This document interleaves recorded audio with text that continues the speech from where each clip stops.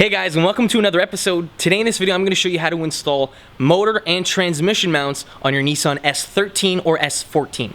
So what I noticed in my car is that whenever I turn the car on, the engine and the transmission, they both like to vibrate a little bit. Since this car is about 20 years old, the rubber mounts that are found on the engine and the transmission, they're old. So that probably means that they're deteriorated and they're not exactly performing as they should. So when this car was made 20 years ago, they were probably great, the engine didn't move at all, but over time, they're going to degrade and they're going to go to crap. So I'm going to be replacing my stock rubber ones with upgraded polyurethane ones for the engine and the transmission. If we jump to inside the car and we put the key in the ignition and turn the car on, what we should notice is that if you have bad transmission mounts, the shifter is actually going to want to move a lot. So I'm going to show you this and record how bad the movement is. Do you see it shake and wobble like that? That means that the transmission mount has gone. The transmission has too much excess play, and when you turn the car on, it shakes and vibrates and moves the shifter assembly from left to right. The same kind of thing is going to happen when you go in the engine bay, rev the engine, and if your engine mounts are bad, you're going to notice the engine is going to want to shake a lot from left to right.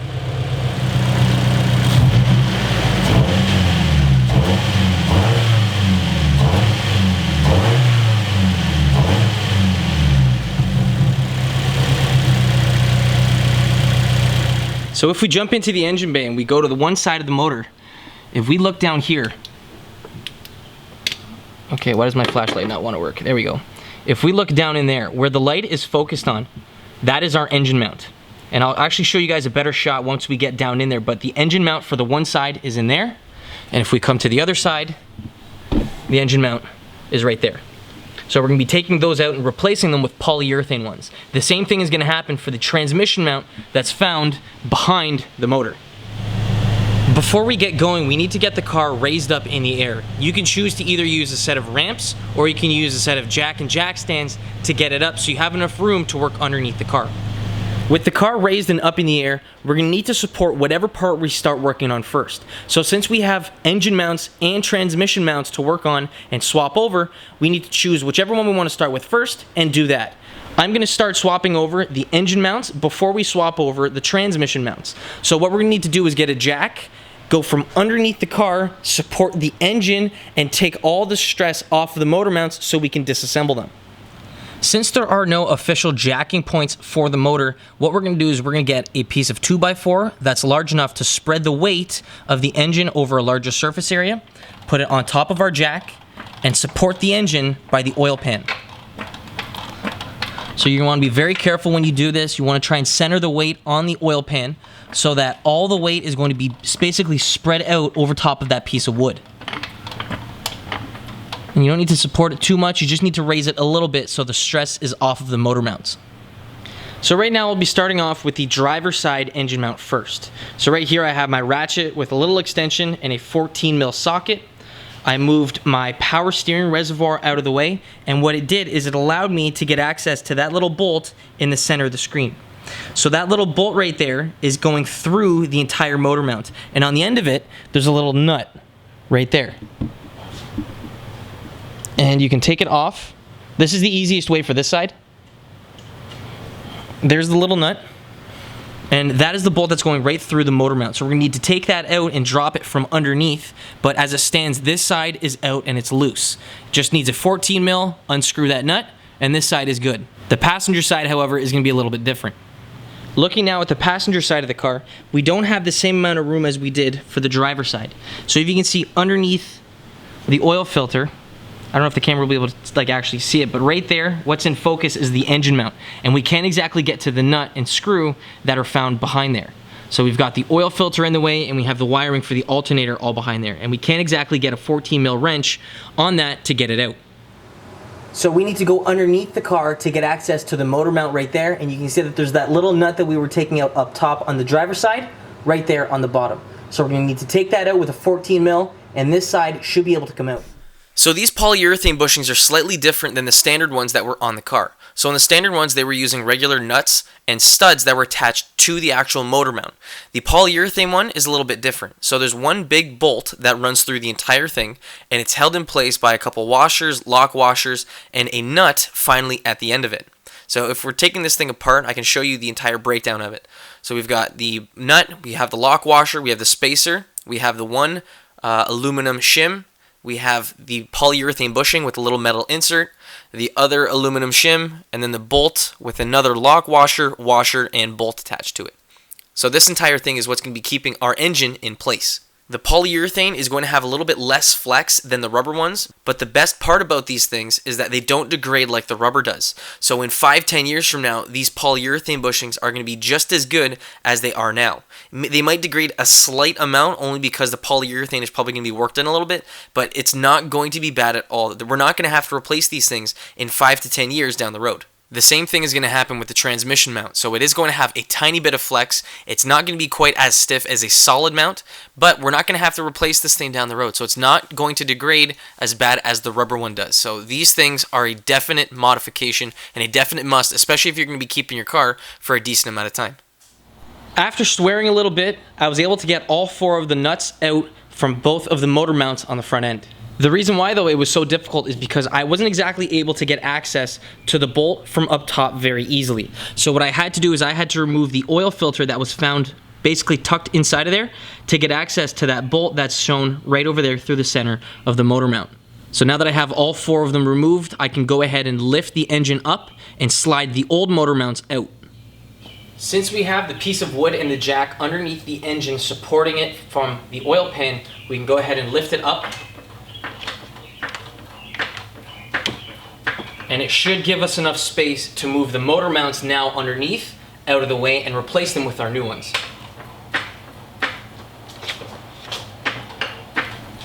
On the driver's side of the car, I want to show you how much room we have with the engine slightly lifted in the air. So we have the nuts removed and we can pretty much move the motor mount in and out, but we need to have it so that the engine is basically another 1/2 inch higher so we can slide the motor mount out and get that stud out of the way, because right now it's getting caught on the top part of the bracket that connects it to the block.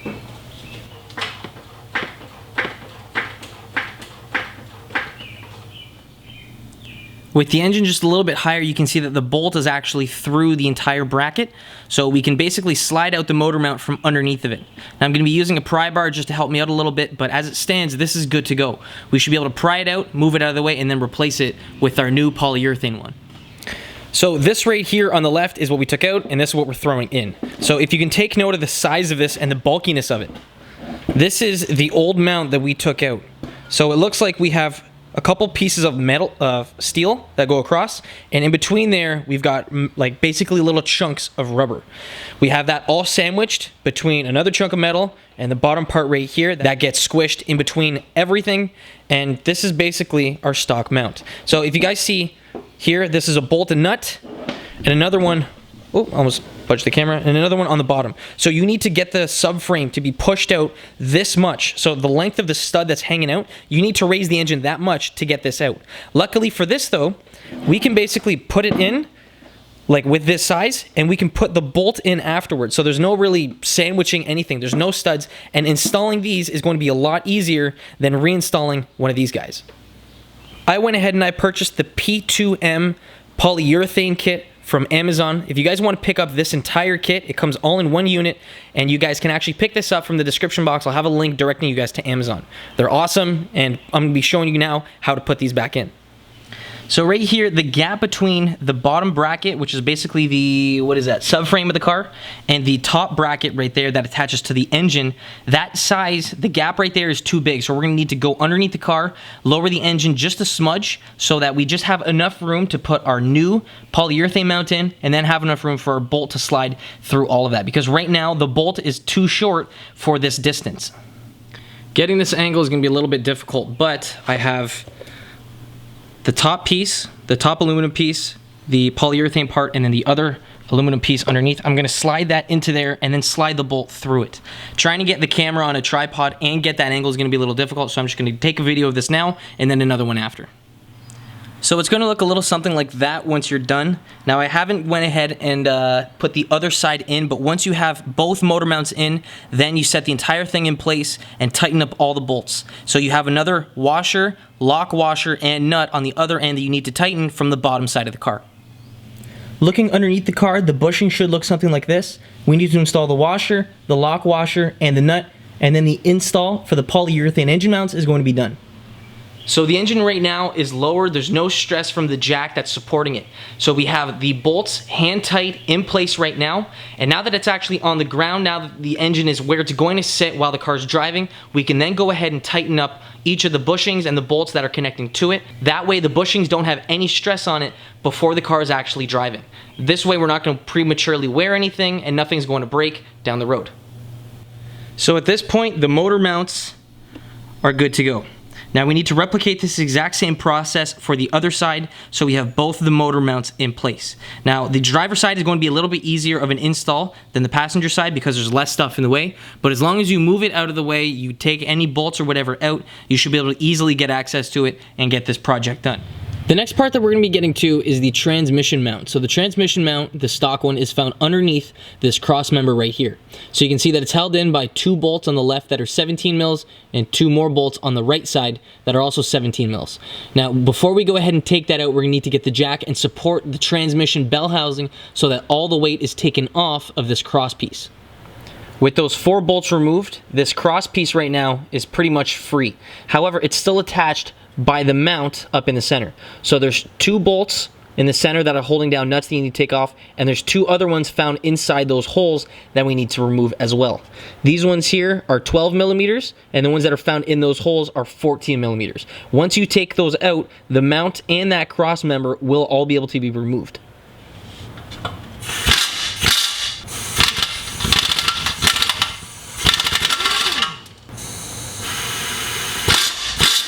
Okay, so that piece there looks pretty rusty and from the looks of it is damaged. Not a big deal because we're not going to need that. Next up, we're going to be moving to the 14 mils.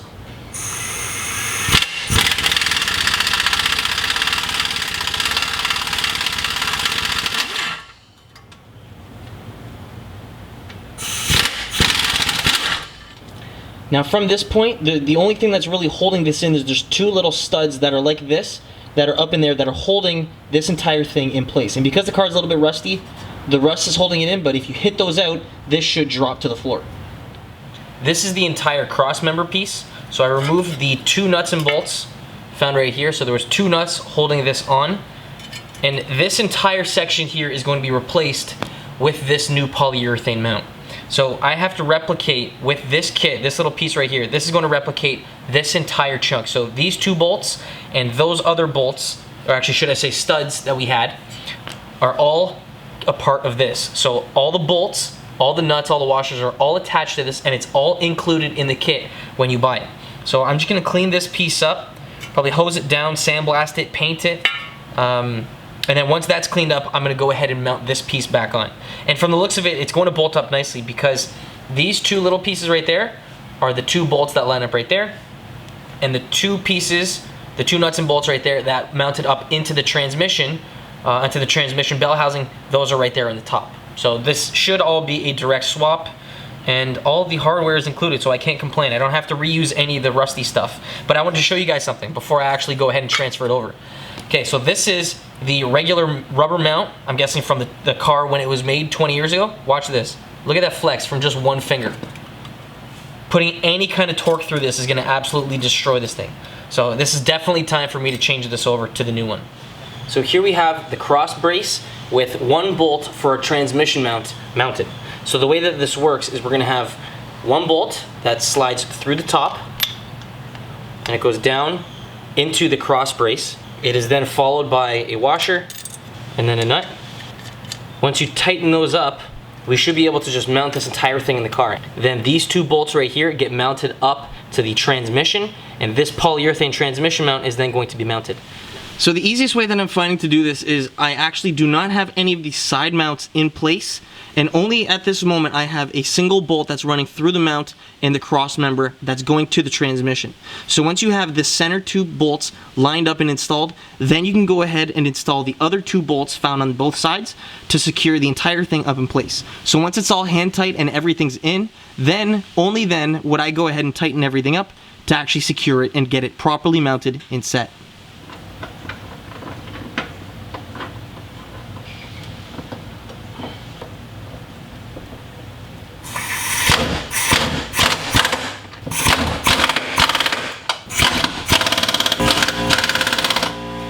With all 4 bolts for the cross brace now mounted, we can then go ahead and tighten up the 2 little nuts that are found on top of the motor mount that are securing the polyurethane mount up to the transmission.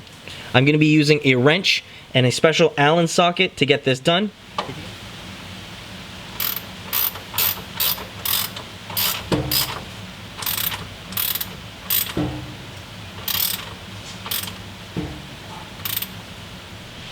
With the bolts now tightened up, we can start to put everything away, put the car back down on the ground, and I want to show you how much of a difference there is. So now with the new mounts in, there should be like basically no movement in the transmission. There is going to be a little bit, only because the polyurethane bushings have a little bit of flex, but nowhere near as much as the very old, basically destroyed rubber bushings that we had installed on the car.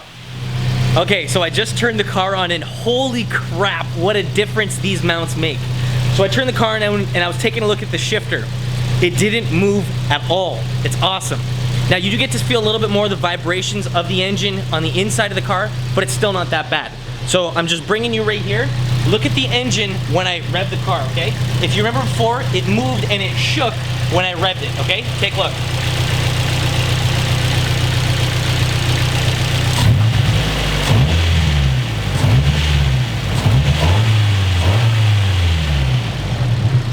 It moves a tiny bit, but like it's nowhere near as bad as it was. Now I'm gonna bring you guys to the inside and show you how bad the transmission one was. So I think that the transmission mount, the stock one that I had, was in a lot worse condition than the engine mounts, and you guys will see why. Okay, so we're back in the car. I'm gonna turn the car on and take a look at the shifter, okay? So if you guys remember before, it shook a ton. Ready? Watch this. Oh, that's awesome. Oh, I love these friggin' mounts. Why didn't I do this earlier? So just at the car idling, okay? Watch this. You get to feel the engine and the transmission a lot more with these polyurethane mounts. I can only imagine what a solid set will do. Like right now, my door is just shaking from the idle.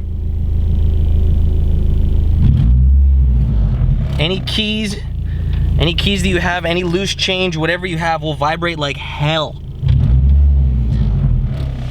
Apart from the little vibrations on the inside, the engine mounts really transform how the car feels. The shifter, because it doesn't move anymore, the gear shifts and all the changes feel a lot more crisp and a lot more solid.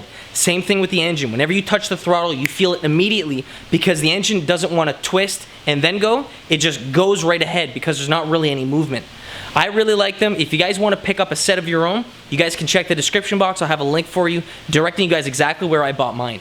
Before I wrap up the video, if you guys want to pick up any of the tools that I used today that really made this job a lot easier, you guys can check the description box. So I use these little hex sockets that attach to either a wrench or you can throw it on your impact gun. I have a full set of sockets with the tray. These things are lifetime warranty and I friggin' love them. You can get them in 1/2 inch, you can get them in 1/4 inch, short socket, deep socket, all the above you can get. The extractor sockets are really nice, especially if you have old bolts, like rusty bolts. I had to use that guy right there to get that one nut off the transmission mount. Those really help me. Sockets, again, all right there. Wrenches, ratcheting wrenches, extensions, hammers, Allens, whatever you want. If you guys want to pick up anything that I used today, you guys can check the description box. With the engine mounts mounted up, the car is ready to go. It's ready to drive. If you guys haven't subscribed to my YouTube channel yet, consider subscribing. If you like this video, give it a thumbs up as well. If you have any questions, throw them down in the comment section below, and I'd be more than happy to help. Again, guys, thanks for watching. I'll catch you in the next one. Peace.